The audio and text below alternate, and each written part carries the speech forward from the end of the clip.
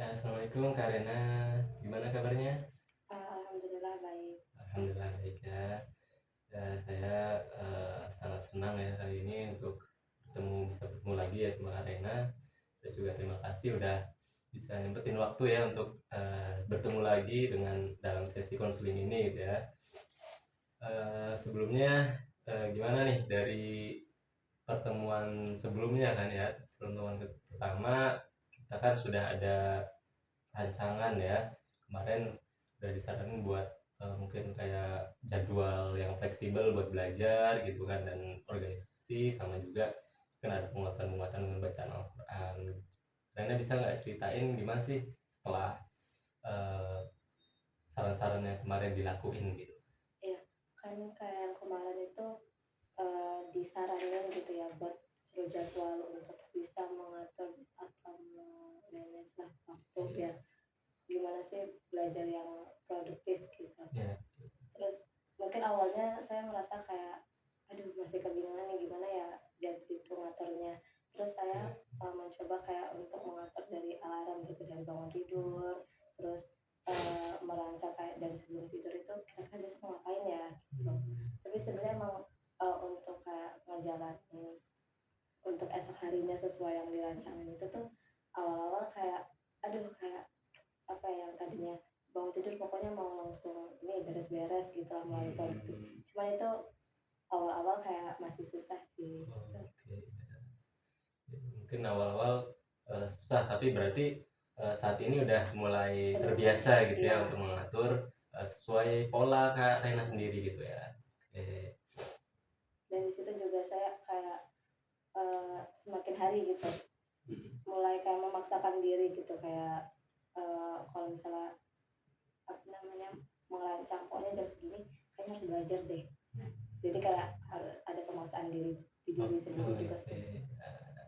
bagus, berarti karena udah itu merupakan sebuah pencapaian yang baik gitu ya.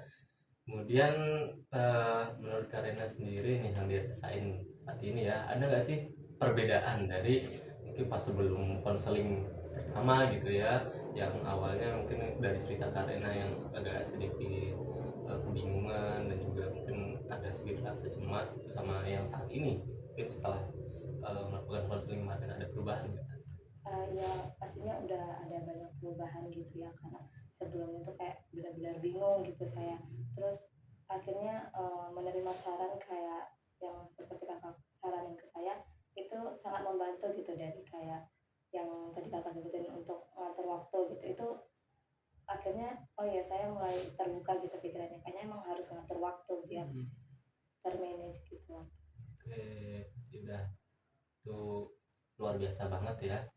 Jadi saat ini kalian udah bisa menyeimbangkan lah ya, untuk waktu belajarnya gimana, untuk waktu organisasinya gimana gitu ya. Oke. Dan untuk satu hal lagi berarti kan kemarin selain untuk mengatur waktu, terus juga ada terkait setiap mungkin habis belajar lah, atau mungkin setiap evaluasi mingguan karena itu kan ada saran untuk membaca surat-surat Al-Quran gitu ya setelah Iya. belajar, sebagai bentuk rasa syukur dan juga penguatan. Itu dari itu sendiri ada pengaruh nggak sih untuk mungkin perasaan atau kegiatan Kak Rena sendiri? Oh ya mungkin itu juga apa jadi salah satunya buat perubahan itu gitu ya, perubahan dalam diri saya kayak mungkin kadang apa ya orang nggak tahu gitu ternyata emang benar kayak doa-doa surat-surat pendek itu ngaruh ke diri kita kayak ngilangin kecemasan gitu, jadi apa buat diri kita tuh lebih tenang gitu.